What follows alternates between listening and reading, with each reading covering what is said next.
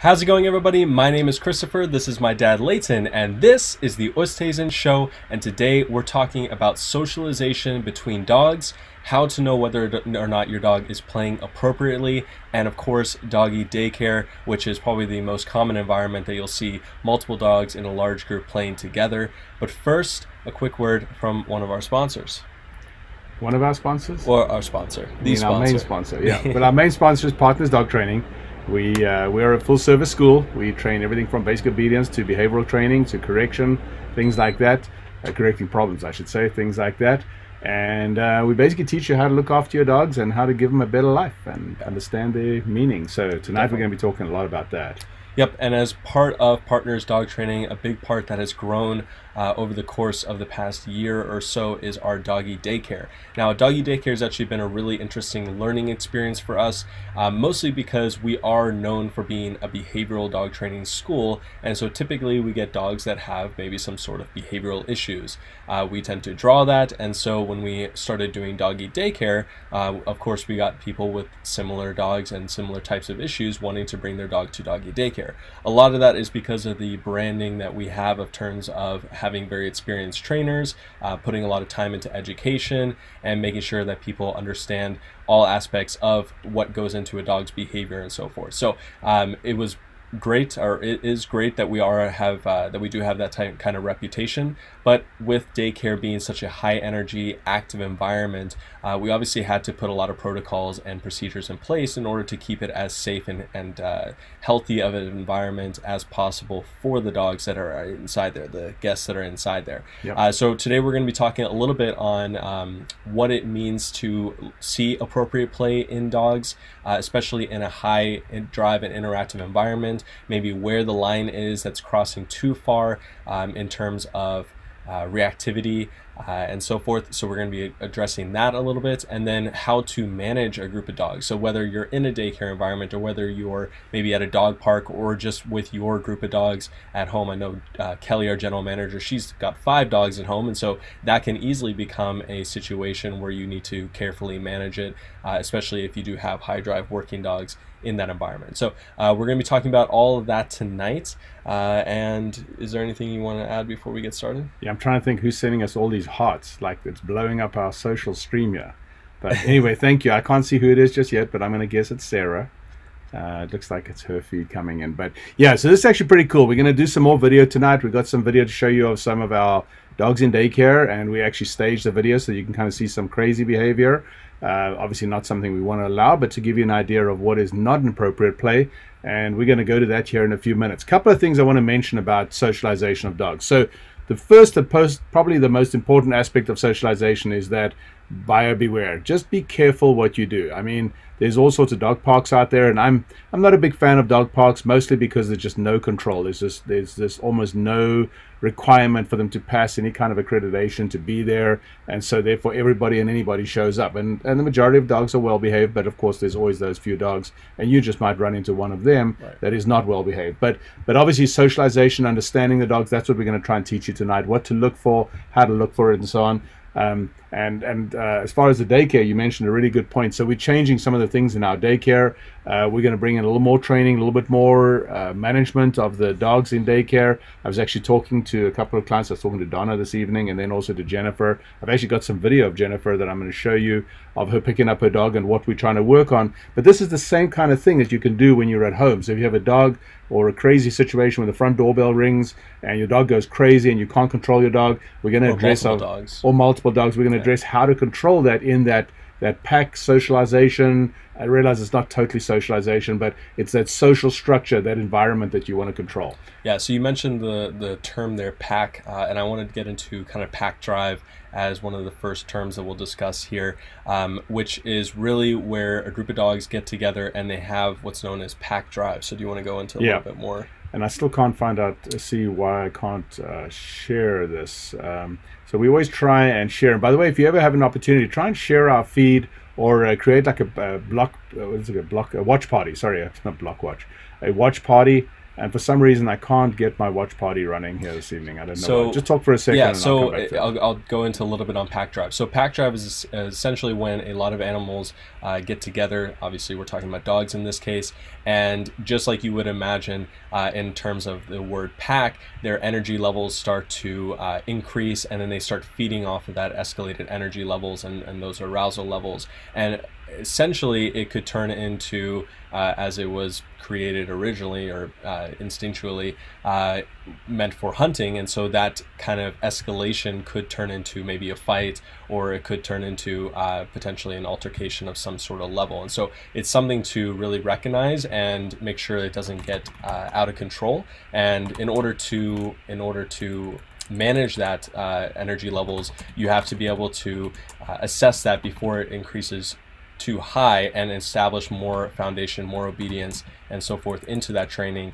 Maybe taking the dog that might be the quote-unquote leader of that pack and putting them into a much more structured and even heel type obedience behavior, so that way they don't start feeding off of the energy of that dog and starts transferring it to the other dogs at the same time. That's correct. It's pretty well said, you know. There's days I actually do believe you're my son, you know that. I mean, you just never know for sure, but I think. Yeah.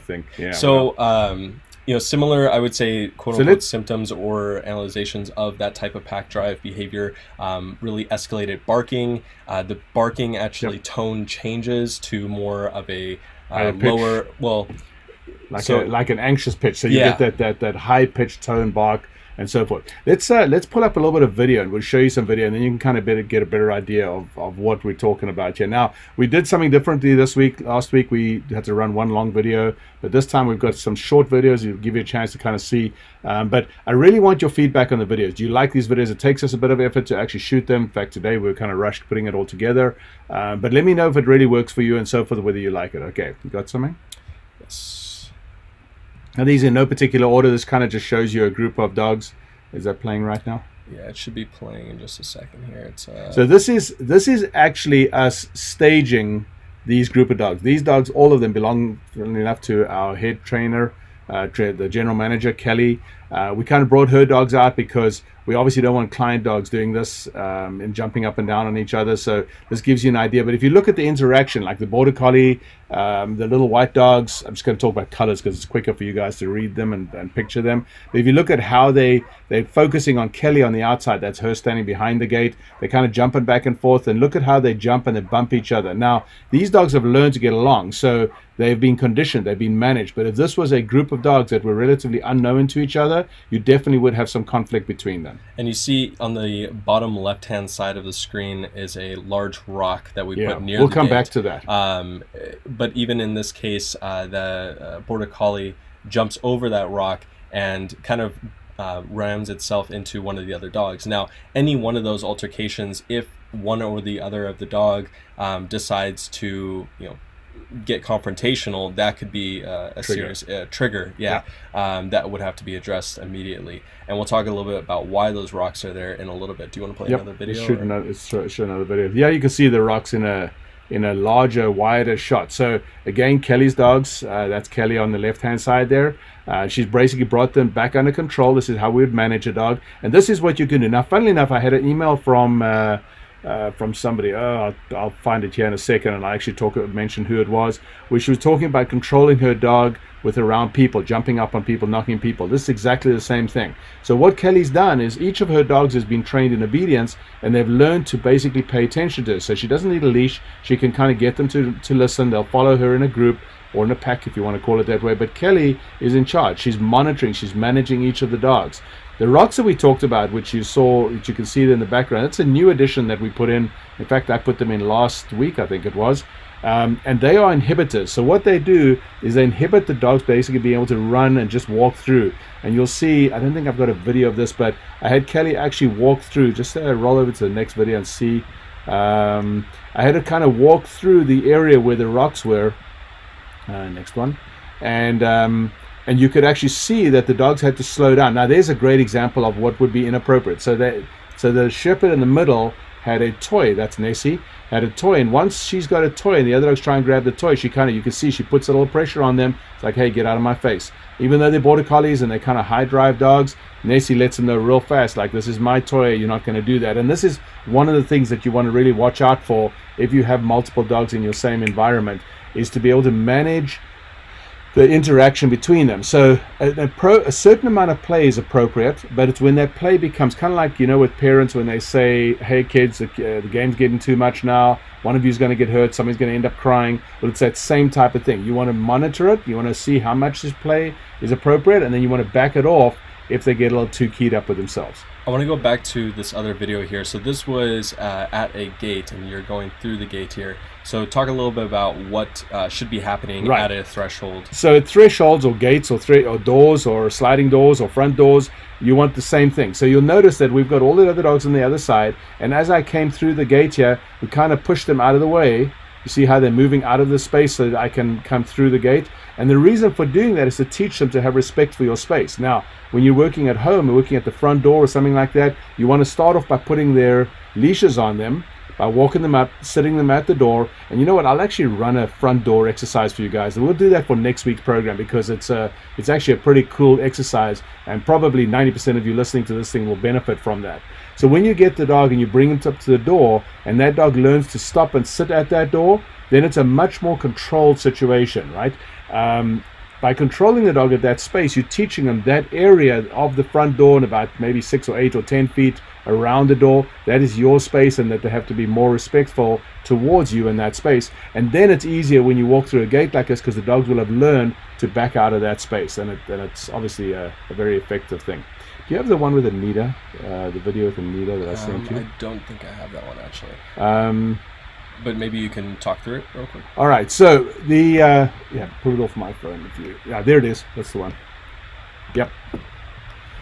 So one of the cool things that we can do here at the school is we have our own dogs, and we'll often stage situations. And it's funny because I was listening to a podcast today with another trainer, and they were talking about whether or not instructors should demonstrate a technique or a situation to a class.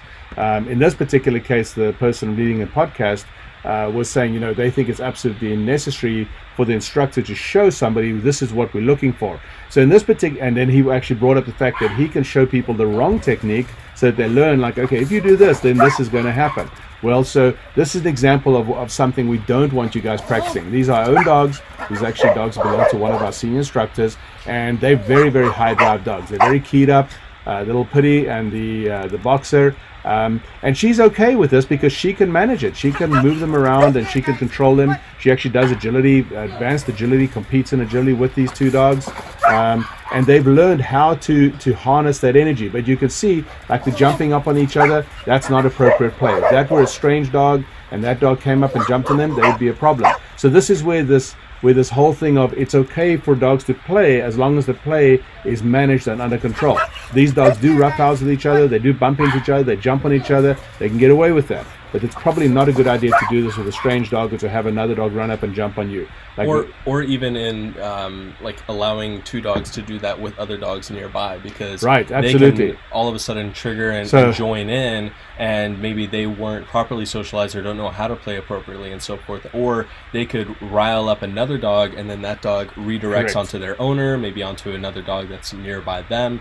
So there's a whole bunch of things you have to take into consideration when you do have kind of borderline out of control play, maybe. Now in those particular cases, those dogs were still in control, and you could still revert back to obedience if they do cross that line, just like if kids were playing and they cross that line. But you still need to be aware of what's around you and what's surrounding, in terms of making sure that that doesn't escalate out of control either. Yeah, things escalate really fast, and the trick is to not let them reach that. You know, we talked about this in past podcasts or in live feeds like this, where we want to maintain control at a lower level. We don't want the steps to go higher and higher and higher, because as your dog gets higher and higher, they become more out of control, and when the dog's more out of control, then it's easier for them to get into incidents. So always manage that energy, and generally most people have got a pretty good feel for the amount of energy that's going on. So I want to talk about for us at Daycare, how do we specifically manage the energy of dogs? So we have, at any one time, we might have 15 to 30 dogs in Daycare, right? And we generally have a ratio of about 8 to 10 dogs per person, but to be honest, that ratio will sometimes fluctuate. Like right now, we have a ratio of about 4 or 5 dogs to a person, and that allows us to spend more time teaching the trainers, teaching the handlers some of the newer things that we've introduced. So one of the things we've introduced is that we want that dog to be occupied each day. We want that guest to be running around playing, but running around playing appropriately.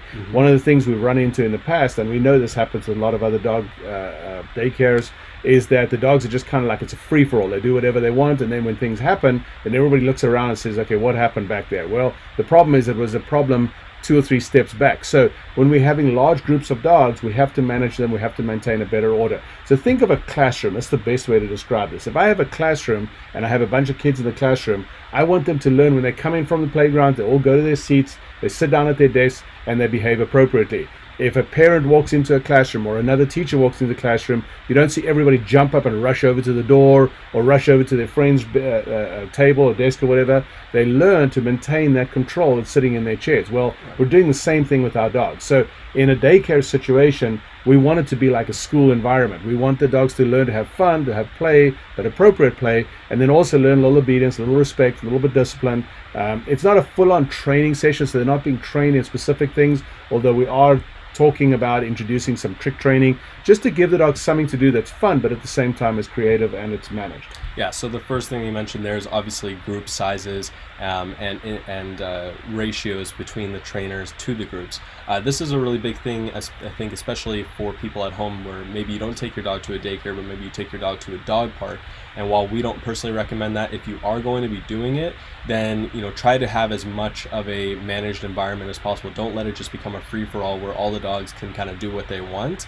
And if your dog is maybe a dog that might get triggered and you still want to maybe get some socialization, at least stay on the outside of the dog park, so that way you can manage their energy levels and build that in gradually rather than just letting them go right in and kind of taking control of the situation. Second thing Leighton mentioned is that you want to really make sure that a dog has something to do, like we said, but not just purely physical, but also mentally stimulating. So like puzzles or tricks or obedience, things along those lines.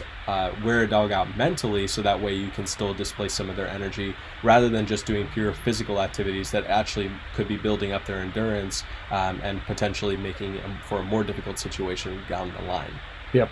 And so while we're talking about this, let's talk about introducing a new dog. So you decide, I want to add another dog to the household. You maybe got a couple of dogs already and you want to socialize that dog. You want to bring them into your environment and introduce them and so forth. So let's look at a couple of ways that you can do that. The one that I prefer the most is, first of all, do it when you're fresh. So generally on a weekend, Saturday morning, when you're nice and fresh, nobody's like tired out from the day. The last thing you want to do is doing it like 8 o'clock in the evening when you got back from work and you're stressed and you need to get to bed. Doesn't give you enough time, and the daycare, the rescue or wherever it is that you're getting the dog from brings the dog home, brings the dog to your home. That's not the right way to do it. The right way to do it is a nice, calm, right environment.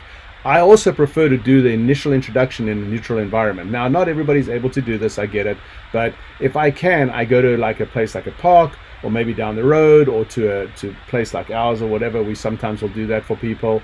But a neutral environment makes your dog far less defensive of their space, far less defensive of their territory. Now, if you have a bunch of dogs at your home that are not territorial and not high drive, then it doesn't matter. You can bring the new dog in. Okay, so once we've got the 2 dogs, I prefer that we keep them both on leash. I know that there are rescues out there that basically just release both dogs or release the new dog into the home environment. And yeah, you can get away with that most of the time, but sure as anything, you will have some dogs that will be a problem. So I'm not a big fan of doing that. Remember that as trainers, as behavioral trainers, we're generally always seeing the problem children, right? It's kind of like a doctor. Nobody goes to a doctor that's healthy. You go there when something's wrong. So chances are you walk into a waiting room, there's a bunch of sick people in the waiting room. So going back to the dog thing, so when I introduce a new dog, I generally want to have a higher level of control. Now, I'm going to give you the negative part of that first so you understand it. The problem with putting a lot of control in a new, fresh environment is that if you are stressed out, or if your wife or your husband or the kids or whoever is stressed out, then putting that control on will actually increase the stress. That's why some people feel that you're better off not putting control and just letting the dogs figure it out for themselves. The problem with doing that is that if they don't figure it out for themselves and they break into a fight, now you've got a problem on your hands and somebody's going to get hurt. Chances are you're going to get hurt more than the dogs, but we don't want that to happen. So going back to the safest route, if I have a situation where there's potential for reactive behavior, meaning dog versus dog, then I'm going to do it both our dogs on leash. I'm going to do it in a nice calm way. I might bring the new dog that's coming in, bring him around to heel position, kind of reduce the stress. So going for a little walk with both dogs at heel, where the dogs don't actually have to come nose to nose with each other, but they're kind of like just walking down the street together side by side. That's a very it's a less stress environment. That's not the word. The stressor is lower, right? And so and then once you get a feel for how the dogs are behaving, then you can start introducing that. Kind of think of us as dating, right? I always use the dating analogy because we all understand dating, and everyone laughs at me when I bring up dating, but it's kind of the same thing. When you get to meet somebody for the first time, you go on a blind date, or if you use this this app, what's this app called? Tinder, and you meet somebody on Tinder, and you meet for the first time, that's not the time for you to kind of like have this high pressure situation. You're going to a movie, having something nice and relaxing, going for coffee or something like that. So it's a low stress environment, right? If you bring in a high stress situation, that'll make it a lot more difficult, and then you'll run into problems with that. So going back to the dating thing, so with the introduction, I want to generally find like common ground with somebody. So I'll tell somebody, okay, you got to talk to each other, get to know each other. What do you like? What don't you like? What are your fun things to do? Well, in effect, the dog is the same. You're going to go for a walk. Almost all dogs like a walk. You might play ball with one dog while the other dog watches, not both at the same time, and then rotate that around, keep the one dog under control, then play ball with the other one. Again, managing their stress levels. And then once they kind of become a little acclimated to each other, you can start freeing up on the leash and so forth, letting them sniff butt, letting them get to know each other, etc. That's the best way to introduce that. And so going through that kind of evaluation is what we do, as sometimes people call it a temperament test. We do an assessment or an evaluation of that dog's ability to be in a high energy or escalated arousal level environment. And I know that Kevin asked earlier, did you say that we don't recommend dog parks? So I want to go into that a little bit deeper on why we might not recommend dog parks. So sometimes people will take a dog that they believe, quote unquote, needs socialization, but in actuality the dog has behavioral issues that actually need to be corrected before they can be properly socialized. And so they feel that going to a dog park will allow them to work on their dog that is aggressive and reactive towards other dogs and people because they can get socialized. That's probably not... somebody's told them, oh, go to a dog park and let your dog socialize at the dog park. Yeah, so because you don't have any level of assessment on whether or not that person is doing that, or whether they are just honestly looking for some activity for their dog, that's one reason why we don't recommend them, because they don't have that type of standardized temperament test in place in order to allow a dog to go into a dog park. That's the first reason. The second reason is vaccinations, because a lot of people either don't vaccinate or don't keep up to date on vaccinations of their dog, and so that presents a risk towards the other dogs that are in that environment. Let's see here, vaccinations, temperament, and then training level of the people in that area. So obviously when you're going to a place that is offering daycare, at least they have some sort of training experience in working with dogs that are in large groups, which does take a lot of time to develop and really nail down. And so if you're going to a dog park, you're really just working with other dog owners, and they might not have that type of ability and experience to recognize when a play is appropriate versus when it's crossing that line, and if it does cross that line, how to address it, correct it, and get it back down to a controlled level before it potentially causes an injury. And so that's why we don't usually recommend. I got one more for you. Okay. There's a lot of idiots at dog parks, simply said. I mean, I wish I could think of a politically correct way to say this, but the truth is that there are a lot of idiots out there that just absolutely think it's funny when their dog packs on another dog or tackles another dog or reacts to another dog. And it probably is going to be some dude that thinks he's got a tough guy dog. Those are the ones we worry about the most, and you just have no control over that. Right. A friend of mine posted a video a couple of days ago of this big dude that parks in a handicap zone and walks into the gym, and this guy was all like macho and argumentative and everything like that. And I was looking at that, and I seriously was thinking, this is like being at a dog park, where there's this big guy with his big tough guy dog, and he thinks he can tell everybody what to do. And the problem with that is you just can't control that. What are you going to do? Call law enforcement? I mean, it's crazy. So from a safety point of view, and I want to talk about vaccinations really fast as well. This is something we should really be talking about every single week. So for those of you who don't know, there's a couple of rules about vaccinations. The first rule is that unless a dog has been vaccinated for some time, meaning at least a week to 2 weeks, the vaccination has not yet taken place. So if you adopt a dog from a rescue and then go get your dog vaccinated, do not bring that dog around your other dogs until you've had that dog for at least a little while. And I'll come back to that. The second thing about vaccinations is that if you don't know for sure a dog has been vaccinated, then have the dog tested. You can have titer test done, or you can just revaccinate the dog. The disadvantage of revaccinating a dog is that you don't want to do too much vaccination, because you can build the immune system into the dog against the vaccination, but it's still better off than having a dog that's not vaccinated. The titer counting, if you're not sure what that is, talk to your vet about it. They draw blood and they have the blood analyzed, and they can tell the titers. They can measure the amount of what's the word I'm looking for? Just drawing a blank here. Resistance that the dog has towards a particular issue. So it's a bit more expensive to do that, but it's not a bad idea. And there are some kennels. We don't allow titer counts too often. We will sometimes make exceptions, but there are some kennels now that allow you to titer count your dog, because after a certain number of years, your dog's vaccination is actually not that necessary anymore.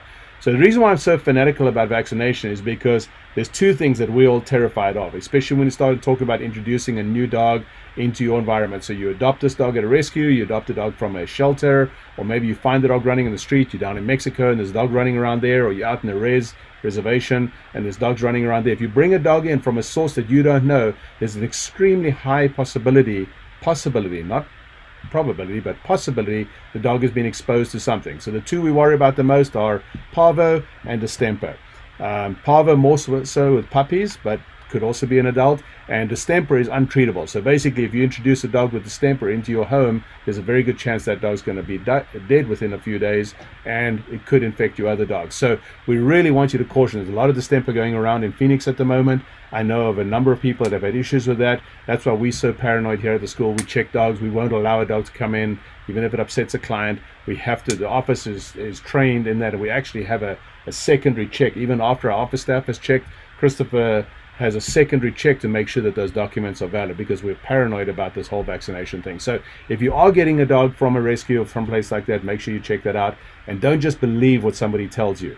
If it's somebody you trust and you know the rescue well and you know the people well, that's fine. But if somebody says, oh, we think the dog was vaccinated, as far as you're concerned, that means nothing. Yeah. So be a little paranoid about that, and if they get mad at you, then just blame me.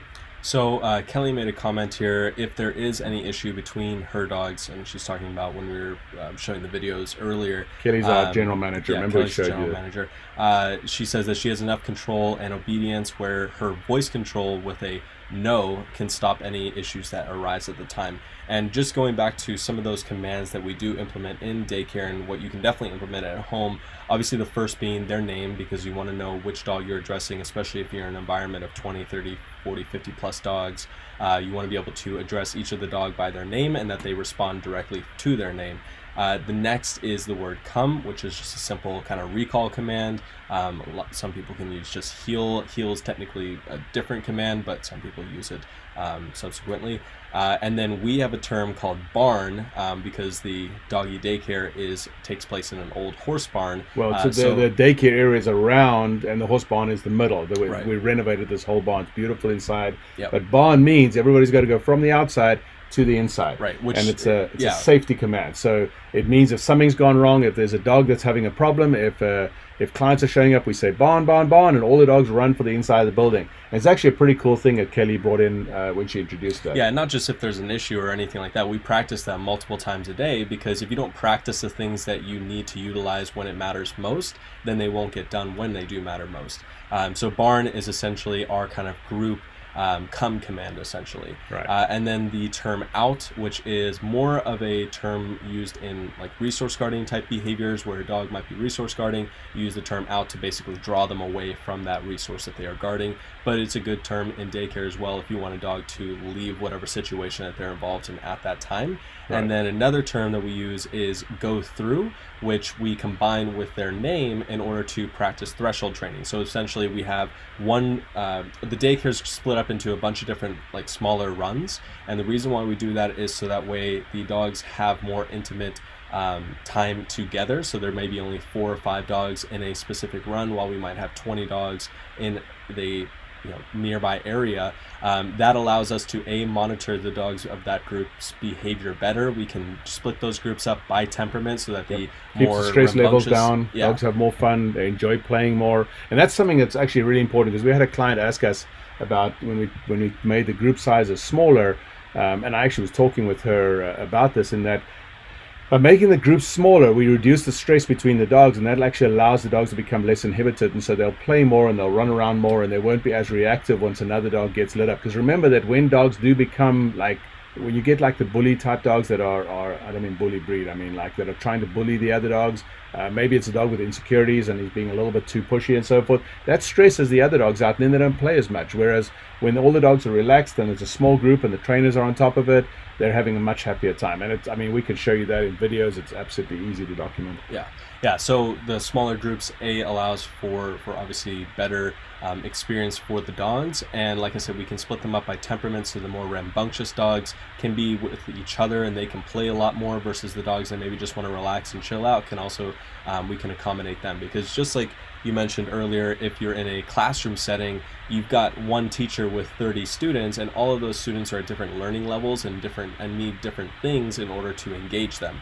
It's the same thing in a daycare. If you've got 20 different dogs or 30 or whatever number of different dogs, you need to be able to engage each one differently and give each one what they need in order to have a positive experience in that environment. And so the smaller groups allow us to do that. Also, what it allows us to happen is, if in the unfortunate situation where there is an altercation, it allows us to separate dogs a lot easier and converge onto whatever situation is going down without as many dogs potentially triggering and adding into that conflict. So those are the things that we do with the groups. But like I said, the term go through combined with their name, we actually practice to move them between the different runs. So we might have all the runs are kind of connected between gates. So we can actually have a group of 10 dogs at one gate, and we can call each one by name, and they go through one run into the next very simply. I wish we would have caught that on video. But I actually have a video of that. It's the one with Jennifer that I shot right at the end. Okay, yeah. So you might be able to find it. We just ran out of time pulling all these videos, but we'll get better at this. And I want to just mention, Anita posted here. Anita's one of the instructors. Remember, it was her dogs, her little pit bull and boxer running around, and she posted antibodies. That's the word I was trying to think of earlier on. So thanks for that, Anita. Definitely. And then I also want to give special mention to those of you who shared our feed tonight, which we really greatly appreciate. And that was Shauna, who always shares our feed. So thank you, Shauna. And then Tanya Holiday. And I haven't seen Tanya for years. Tanya is actually one of our, I was going to say older clients, but I mean clients from a long ways back. And it's really great seeing you show back up. It's really awesome actually getting the feedback from you guys. I think last week we had something like 300 people tune into our podcast, and we really appreciate you guys' attention. And that was live. Just live, we had a couple thousand. Yeah, I meant actually live. Yeah, you're right. The podcasting is bigger afterwards. So that's all I got. Yeah, that's all. That's all we really wanted to talk about in terms of daycare and dog group socialization. We'll see you guys next week. I got one more thing. So this weekend, if you're in Arizona and Phoenix, Christopher and I always talk about our shooting. So the circuit is coming to Arizona this weekend. They have all the big boys flying in from out of town, and a bunch of them flew in today and tomorrow. And on Friday, Saturday, and Sunday, we're going to be competing down at the Rio Salado Club, which is down in Mesa. If you want to know where that is, then just shoot me a message and I'll DM you from Facebook, because most of you guys are friends with me on Facebook. But this is the weekend to come watch everybody shoot. Christopher and I will be competing on Friday afternoon and Saturday morning. So if you want to come watch some amazing shooters, not us, the guys that are better than us, Christian Sayer, the current national champion, is going to be there. He's flying in, and he's about like 19 and unbelievably fast.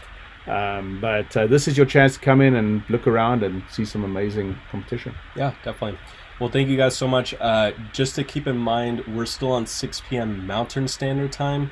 So with daylight saving time, it kind of changed a little bit. See, we're the intelligent state. We don't change at all. We just stick to the right thing. Everybody else has got to adjust it, but we don't. So it's 8 p.m. Eastern Time, 6 p.m. Mountain Standard Time. And we'll see you guys next week at 6 p.m. Mountain Standard Time on Wednesday. So you know that's not right, yeah? It is right. Said. 6 p.m. Mountain Standard, and it's 8 p.m. Eastern. It's 8 p.m. Eastern, right. But Mountain Standard Time just changed. We're on Arizona time. It's not the same as Mountain Standard Time. Okay, Mountain See Standard how confusing this Arizona. It's not. Okay. Anyway, Mountain Standard we're in Arizona, 8 p.m. Eastern Time if you want to check it against that. Thanks so much, guys, and we'll see you next week. Bye.